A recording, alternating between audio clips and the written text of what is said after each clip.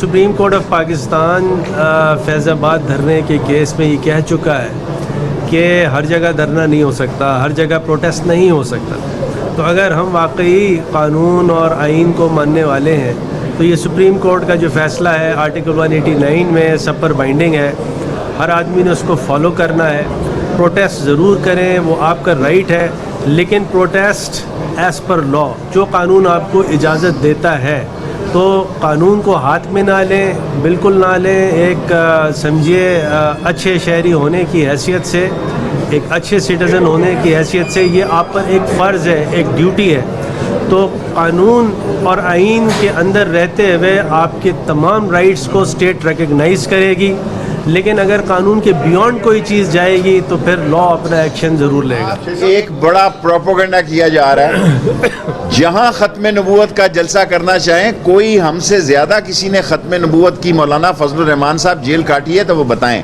ایسے مذہبی نعرے نہ لگائے جائیں جو اشتعال پھیلاتے ہوں. اسرائیل ریلی نکال رہے ہیں، کیا عمران خان اسرائیل کو تسلیم کرنے جا رہے ہیں؟ دنیا مشرق سے مغرب ہو جائے، عمران خان اسرائیل کو تسلیم کرنے کا سوچ بھی نہیں سکتا. اور اسی طرح یہ ہمارے بارے میں یہ کہنا کہ یہ غیر مذہبی لوگوں کی حکومتیں ہیں اور ایسی غیر ذمہ دارانہ باتیں کرنا، میں مولانا فضل الرحمان صاحب سے کہوں گا کہ مہربانی کریں. وہ عالم دین ہے، وہ اسلام کی طرف دیکھیں. اسلام آباد ان کی نصیب میں نہیں ہے دیکھنا. اور مارچ کے پہلے ہفتے میں امید ہے کہ سینٹ کے الیکشن میں بھی یہ حصہ لیں گے. سو آج کی کمیٹی کا مشترکہ فیصلہ یہی ہے کہ ہمیں ان سے توقع ہے کہ کسی جگہ یہ لا اینڈ آرڈر کا مسئلہ پیدا بالکل کوئی مسئلہ پیدا نہیں کریں گے. اور یہ ایک کانسٹیٹیوشنل ادارہ ہے اور اس وقت وہاں فارن فنڈنگ کی پروسیڈنگ ہو رہی ہے، کیس لگا ہوا ہے. اس لیے ہم ان کے رستے میں کوئی رکاوٹ نہیں بنیں گے اور ان سے توقع رکھتے ہیں کہ وہ بھی اس میں حکومت کی اس نیک دلی کو، حکومت کی اس اچھی خواہش کا احترام. فارن فنڈنگ کیس کے لیے 40,000 لوگوں کے ڈاکومنٹس، ان کے سارے فگرز، ان کے سارے چیک سب پیش کیے گئے ہیں. خود نون نے نہیں پیش کیے ہوئے، خود پیپلز پارٹی نے، شبلی نے صحیح کہا، پیپلز پارٹی کے دستخط ہی نہیں ہے.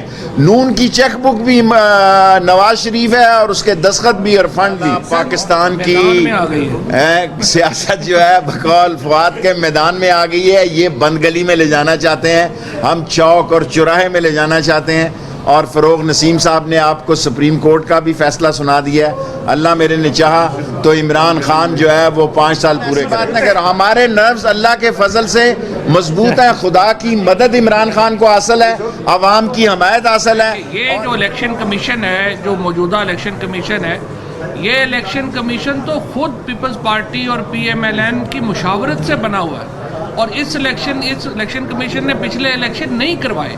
اب آپ اگر یہ سمجھیں کہ ہر ادارے کے ہی آپ خلاف ہیں، آپ فوج کے خلاف اپنی تقریریں کرتے ہیں، آپ سپریم کورٹ کے خلاف تقریریں کرتے ہیں، آپ الیکشن کمیشن کے خلاف تقریریں کرتے ہیں، تو کوئی ادارہ تو سلامت رہنے دیں ملک میں.